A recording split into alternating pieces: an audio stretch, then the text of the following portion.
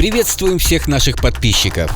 И в сегодняшнем выпуске мы хотим представить вам правдивые факты о динозаврах в фильмах «Парк» и «Мир» юрского периода. Подпишись на наш канал, если ты еще не подписался. Ставь лайк, если тебе понравился выпуск. Оставляй свое мнение о выпуске в комментарии. И нажми на этот колокольчик, чтобы быть одним из первых, кто увидит новые и интересные выпуски от нашего канала. Также подписывайся на наши соцсети и узнавай много интересных событий, которые происходили в доисторическую эпоху. Трудно поверить, но прошло 25 лет с тех пор, как парк юрского периода впервые попал на наши экраны. Когда фильм был выпущен в Великобритании 16 июля 1993 года, он представил новый образ динозавров, потому как ящеров из старых фильмов и учебников преподносили нам как очень тупых созданий. Многое из того, что мы узнали за последнюю четверть века, подтверждает этот образ.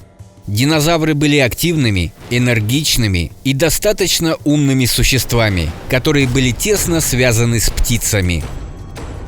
Палеонтологи многое узнали о динозаврах за последние несколько десятилетий. В результате открытия сотен новых ископаемых видов и внедрения передовых технологий, таких как компьютерные томографы и программное обеспечение для компьютерной анимации.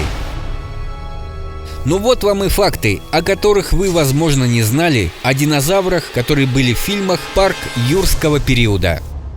Тусклые и темные шкуры. Мало того, что динозавры из этого фильма чешуйчатые, они в основном имеют тусклый цвет, зеленую, коричневую или землянистую кожу, которая выглядит так же, как у современных рептилий. Однако не все динозавры выглядели так. В конце 2000-х аспирант по имени Якоб Винтер придумал, как определить цвет динозавров. Он обнаружил, что если под растровым электронным микроскопом поместить хорошо сохранившиеся перья или кожу, можно увидеть сосуды, несущие пигмент, которые называются меланосомами. От современных животных мы знаем, что меланосомы разной формы соответствуют разным цветам. Меланосомы в форме колбасы создают черные цвета, в форме фрикаделек – ржаво-красные и так далее. Благодаря этой технике мы теперь знаем, что динозавры были разных фантастических цветов, совсем как современные птицы. Некоторые из них были черными или белыми, другие – коричневыми или рыжими. Некоторые были разноцветными или переливающимися. А у одного маленького плотоядного животного по имени Синавроптерикс даже был окаймленный хвост из красных и белых полос. Наука о динозаврах прогрессировала большими темпами за последние несколько десятилетий. Но есть еще много вещей, которых мы не знаем. Одна из великих надежд парка юрского периода и предпосылка всей франшизы фильма заключалась в том, что однажды динозавров можно будет клонировать из окаменелых останков их ДНК. Многие палеонтологи искали, но до сих пор не удалось восстановить ни одного фрагмента генома динозавров.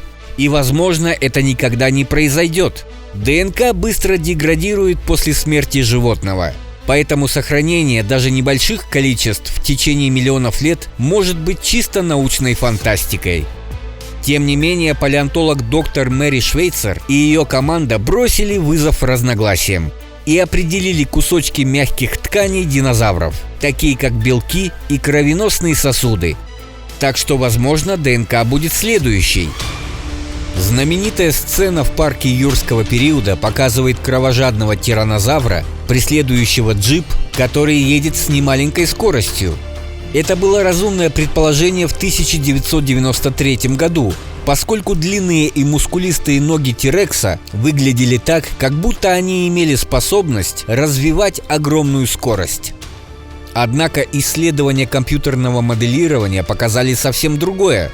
Работа доктора Джона Хатчинсона в начале 2000-х годов показала, что Тирексу требовались бы невероятно огромные мышцы ног, составляющие абсурдно непрактичные 86% от общей массы тела, чтобы двигаться со скоростью более 32 км в час. И затем, даже если бы это было каким-то образом возможно, массивная 7-тонная масса Тирекса могла бы опрокинуться при движении, как огромный грузовик, слишком быстро быстро заворачивающий в поворот.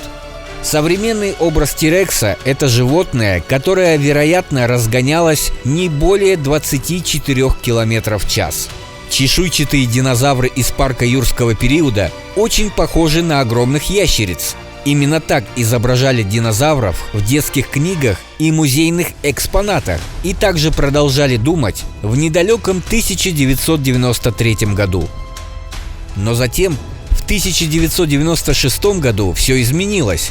Фермер из Ляонина, что находится в Китае, обнаружил скелет динозавра, покрытый перьями. Вскоре последовали еще сотни. Эти пернатые динозавры раз и навсегда показали, что птицы произошли от динозавров. Это также доказало, что у многих динозавров были перья, включая не очень больших хищников, таких как велоцираптор, а также более крупных мясоедов, таких как тираннозавр, и даже некоторых динозавров, питающихся растениями. Ну и, конечно, стоит рассказать о разных несоответствиях, которые были показаны в этих фильмах. В парке юрского периода 1993 года насекомое, застрявшее в янтаре, это слоновый комар, единственный, который не пьет кровь. Значит, он не мог содержать ДНК динозавров. Рев тираннозавра создали путем соединения звуков собаки, пингвина, аллигатора, тигра и слона. Раскопки в парке юрского периода 3 – съемки настоящих раскопок, которые были летом 2001 года. На них были тогда найдены несколько крупных окаменелостей тираннозавров и гадрозавров. Большая кукла, изображавшая Тирекса, часто выходила из строя от воды, имитирующей дождь на съемочной площадке. Кстати, тираннозавр Рекс, который был во всех 3 фильмах парка юрского периода, также сыграл и во франшизе «Мир юрского периода». Кукла спинозавра в парке юрского периода 3 была самой большой из когда-либо созданных. Ее вес равнялся 12 тонн. Кукла приводилась в действие гидравликой, и у нее был собственный двигатель, который равнялся целой сотне лошадиных сил. Звуки, издаваемые маленьким стегозавром, были взяты из носорога. Если присмотреться, то морда тираннозавра-самца украшена множеством шрамов на лице, и многие зубы у нее во рту отсутствуют или сломаны. Это свидетельствует о том, что Тирекс участвовал в битвах за брачные права или доминирование. Звуки, которые издавал маленький тираннозавр, были взяты из рева верблюжонка. Визг, который издает в конце одного из фильмов «Птеранодон», был сделан из звука зубной нити, когда ее вытаскивали из коробки. Рев паразавролова был создан из коровьего мычания и наложенным на него звуковым эффектом. В одной из многочисленных сцен джунглей вы можете ясно услышать отчетливые крики кукабуры, птицы, которая является родом из Австралии, но история в фильме происходит у побережья Южной Америки. Практически все самцы и самки динозавров в фильмах различаются окраской, наподобие птиц. Самцы выглядят более красивее, нежели самки. Это было сделано по принципу птиц и некоторых животных. Звуки пахицефалозавра были созданы из голосов и воплей стервятников, а также овец, коз и стонов верблюда и носорога. Звук, который издает спинозавр, был создан путем смешивания низких гортанных звуков льва и аллигатора, а также крика медвежонка и удлиненного крика крупной птицы, которая придала реву хриплый характер.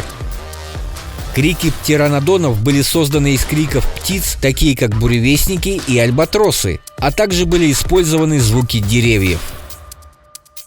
Также в фильме «Мир юрского периода 2» был цератозавр, которого сделали, можно сказать, из самого Тирекса, просто немного изменили. Вы посмотрели этот выпуск, и мы надеемся, что вам это видео понравилось. Подписывайся на наш канал, ставь лайк и оставляй свой комментарий. А также не забывай использовать значок с изображением колокольчика, который вам всегда будет сообщать о новых и интересных выпусках канала «Реальное нереальное».